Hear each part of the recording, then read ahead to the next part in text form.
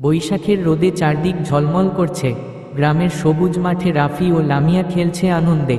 পাশে পাশে লাফাতে লাফাতে ঘুরছে তাদের ছোট পোষা ছাগল টুনটুনি। আকাশ নীল, বাতাসে গরম মিষ্টি গন্ধ, চারপাশে যেন এক রঙিন শান্তির ছবি।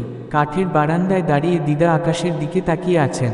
দূরে আকাশে মেঘ জমতে শুরু করেছে, হালকা হাওয়া বইতে শুরু করেছে।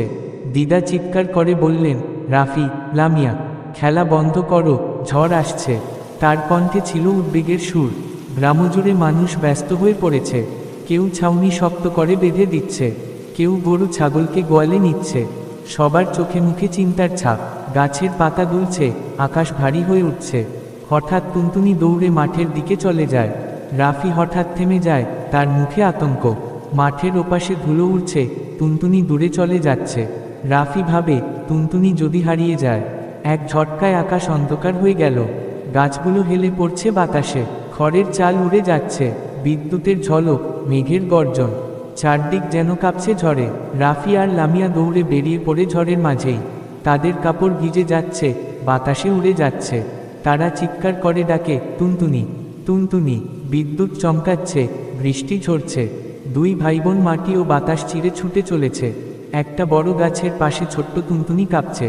সে একা বসে আছে, ভিজে গেছে, চোখে ভয়। রাফি তাড়াতাড়ি তাকে কোলে তুলে নেয়। লামিয়া মুছিয়ে দেয় তার শরীর। তিনজন একসাথে ধীরে ধীরে বাড়ির দিকে চলে যায়।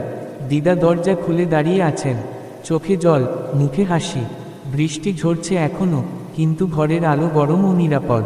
রাফি, লামিয়া আর টুনটুনি ভিজে গিয়ে একসাথে ঘরে ঢোকে।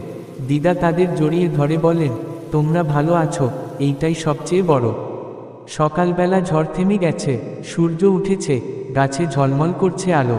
গ্রামের মানুষ একসাথে গাছ কাটছে, চাল মেরামত করছে। কারো হাতে কুড়াল, কারো হাতে দড়ি, সবার মুখে আসার আলো। রাফি টুনটুনিকে জড়িয়ে ধরে বলে, তোকেই হারাতে পারতাম। লামিয়া হেসে বলে, তুই আমাদের ছোট বোন।